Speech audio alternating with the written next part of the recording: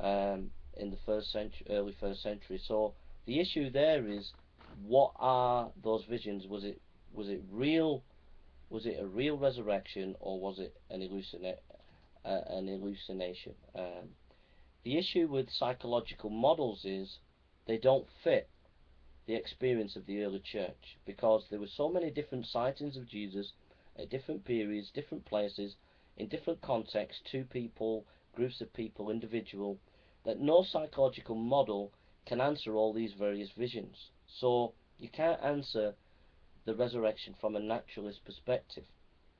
The issue with the resurrection is there are certain facts that we know. Number one, that women were the main sightseers of the resurrection.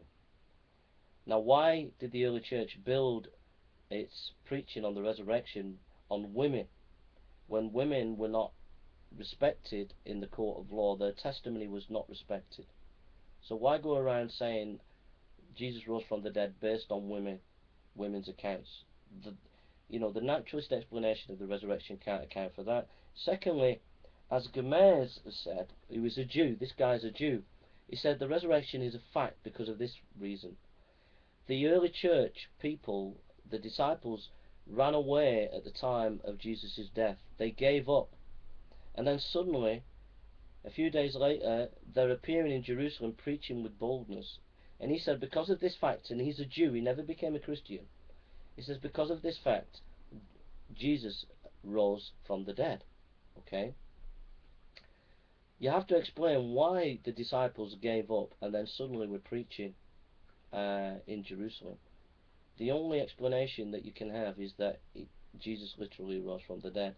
The third issue is the enemies of Jesus becoming Christians. How do you explain that? How do you explain Paul and James and others that were enemies of the Christian faith at his time became Christians?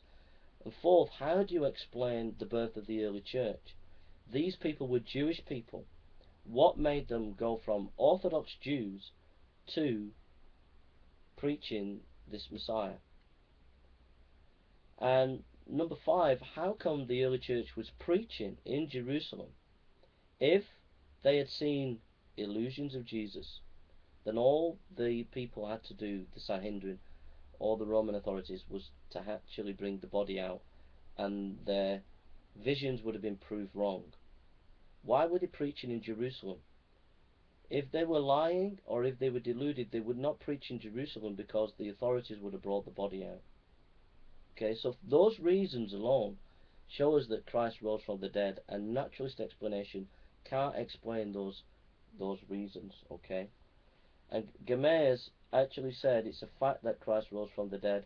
He never became a Christian, but he recognized the power of those evidences. So we've only got a few more minutes. The arguments about we have to prove there is a God. We don't have to prove there is a God. There are good arguments for God, fine-tuned argument design. The issue here is historical evidence. We're looking at historical evidence, and the issue is, can miracles break through? Now, you don't have to believe in God or not believe in God. You have to be open-minded that, something can break through history. Quantum mechanics tells you that quantum theory, a